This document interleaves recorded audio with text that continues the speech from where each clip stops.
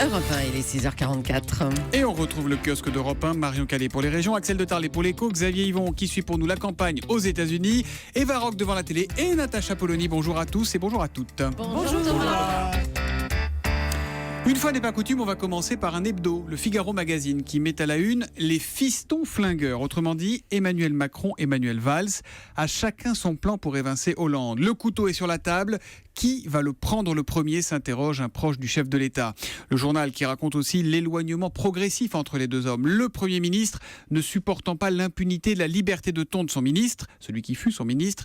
Il faut que ton copain ferme sa gueule. C'est pas comme ça qu'on fait des réformes, dis-lui de se calmer. Lâchera un jour Manuel Valls à un proche d'Emmanuel Macron. On dirait un règlement de compte entre Cyril Hanouna et Stéphane Guillon.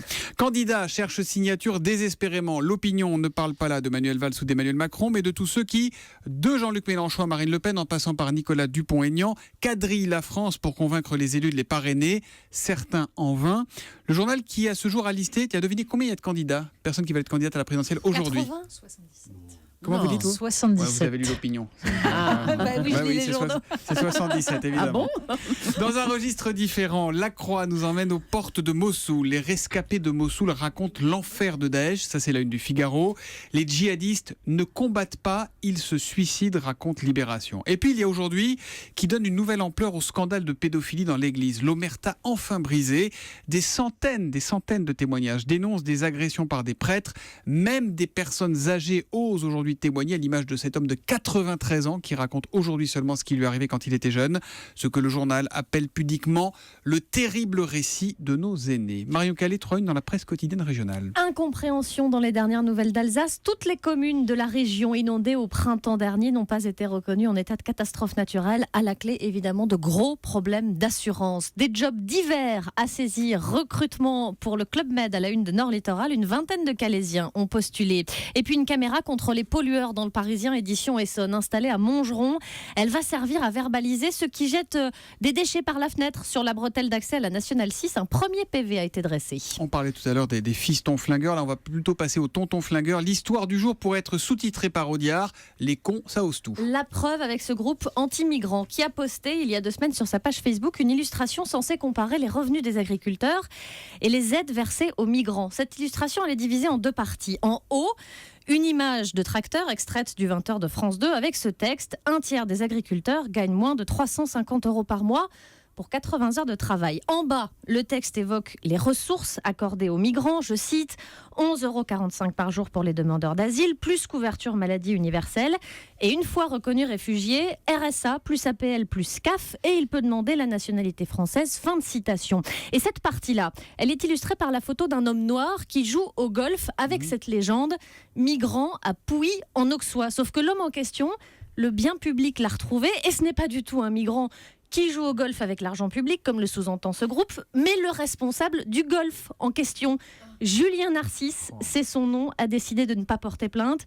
Je suis originaire de la Guadeloupe, où un dicton dit « On répond aux imbéciles par le silence ». C'est la meilleure des réponses, aux réponses imbéciles par le silence, et donc dans le bien public. Et ça nous invite tous à être très vigilants sur les images, les montages, les utilisations, tout ce qu'on voit et tout ce qu'on nous donne à manger. Axel de Tarlet, vous nous emmenez au Portugal, vous, qui veut taxer les logements... Ah non.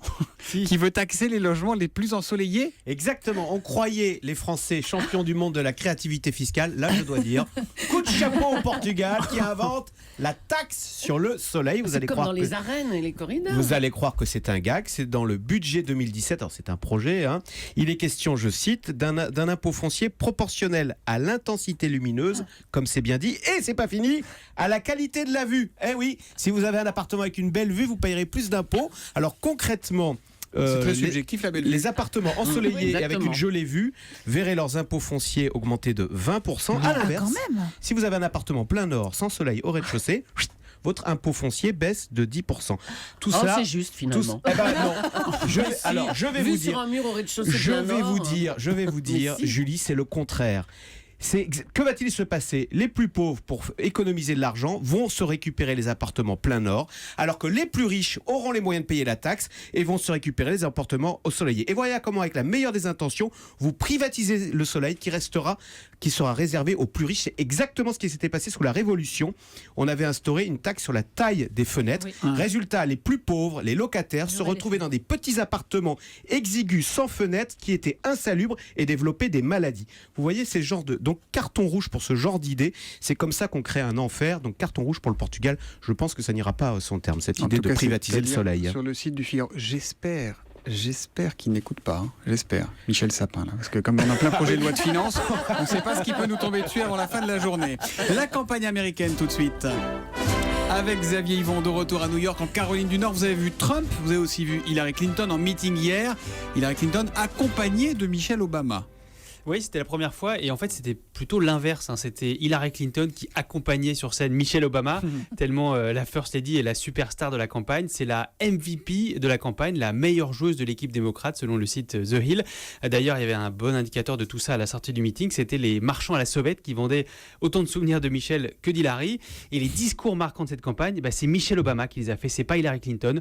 On se souvient de son intervention à la convention démocrate cet été, ça avait scotché tout le monde, moi y compris. Je vous cite juste une phrase. Je me réveille tous les matins dans une maison construite par des esclaves et je regarde mes 2 petites filles noires qui jouent sur la pelouse de la Maison Blanche. Il y avait aussi sa sortie puissante plus récemment pour défendre les femmes contre Donald Trump. Même le slogan de campagne d'Hillary Clinton, Stronger Together, plus fort ensemble, a été éclipsé par une formule de Michelle Obama et Hillary Clinton la reprend, elle la répète à l'envi dans ses meetings comme hier. When they go low, we go high. When they go low, we go high, ce qui veut dire quand ils s'abaissent, nous nous élevons. Hier, c'était frappant à quel point Hillary Clinton cherchait à capter un peu de la lumière qui émane de Michelle Obama. Elle est tout ce qu'elle n'est pas, naturelle et populaire. Jamais une première dame ne s'était autant investie dans une campagne, mais elle le fait justement pour son mari, Barack. C'est son héritage qui est en jeu. Alors elle marque tellement cette campagne qu'on se demande si elle ne va pas elle-même se lancer peut-être un jour en politique. Ah oui, aucune chance. Elle n'aime pas ça, la politique. Et Barack Obama l'a bien dit, il y a 3 choses certaines dans la vie, les impôts, la mort et le fait que Michel ne sera jamais candidate. Merci beaucoup Xavier Il a Yvon. de l'humour, Il a de incroyable. l'humour. Je veux bien le recevoir dans la matinale s'il veut venir un Quand jour. il veut. Après Roger Federer quand même. Absolument.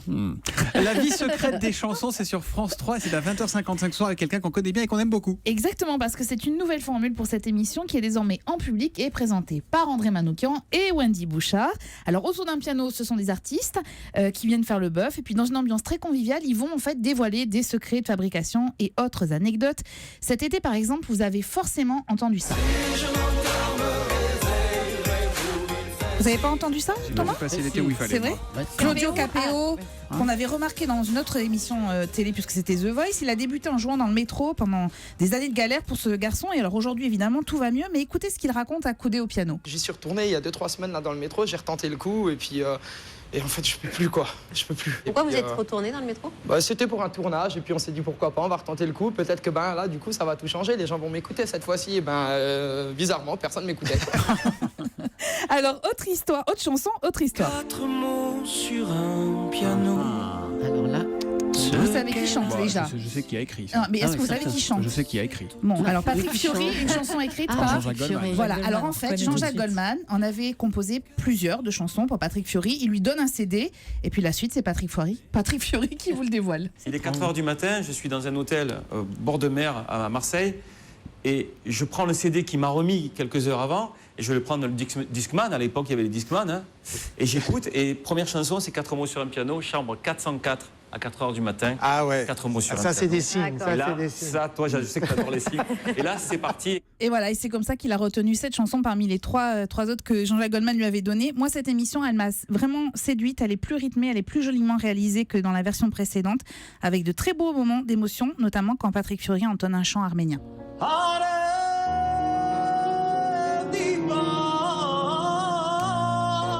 vie secrète des chansons sur France 3 à 20h55, présentée par notre amie Wendy Bouchard avec André Manoukian. Elle ne va pas beaucoup dormir, Wendy, parce qu'elle sera à la matinale demain matin aussi.